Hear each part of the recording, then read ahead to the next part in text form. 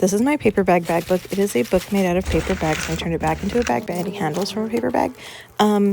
This stupid craft is one that I have been wanting to do for literal months. I lost the main material, the googly eyes, but then I found them yesterday, and I can't even tell you how much I have been wanting to do this. It's so dumb.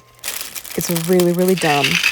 You might have to look away, but listen to the end.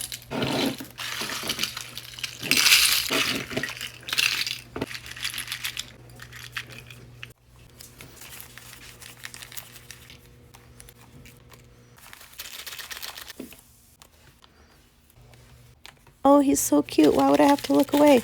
Because my ADHD went totally unhinged and I had to cover every inch of the page.